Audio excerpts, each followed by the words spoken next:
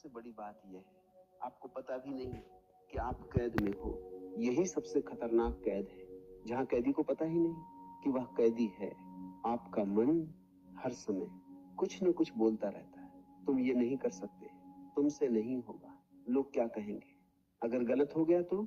और आप इन आवाजों को सच मान लेते हो। धीरे धीरे आप अपनी ही बनाई हुई सीमाओं में जीने लगते हो, और यही मन की कैद है।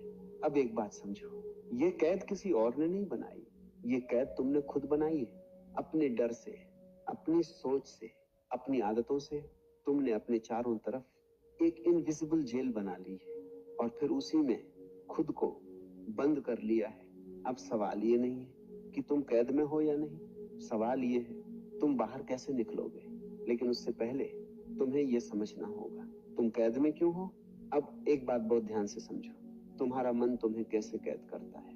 मन तुम्हें बांधता नहीं, वो तुम्हें डराता है, और डर के जरिए तुम्हें रोक देता है। जब भी तुम कुछ नया करना चाहते हो, मन तुरंत बोलता है अगर तुम फेल हो गए तो लोग हंसेंगे, तुमसे नहीं होगा, और तुम रुक जाते हो। अब देखो, मन ने तुम्हें पकड़ा नहीं, तुम खुद रुक गए। यही मन की चाल है, वह तुम्हें इमेजिनरी डर दिखाता है और तुम उसे सच मान लेते हो। अब एक उदाहरण समझो, एक आदमी है जो कुछ बड़ा करना चाहता है, लेकिन हर बार वह शुरू करने से पहले ही रुक जाता है। क्यों? क्योंकि उसके मन में आवाज आती है तुम नहीं कर पाओगे, और वह मान लेता है। अब सच्चाई क्या है, उसने कोशिश ही नहीं की, फिर भी वह हार गया। ये हार किसी और ने नहीं दी, ये हार उसके अपने मन ने दी।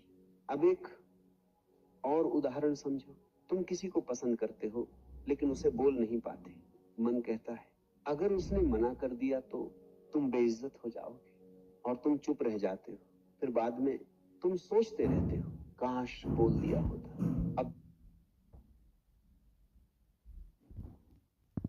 देखो, तुम्हें किसने रोका?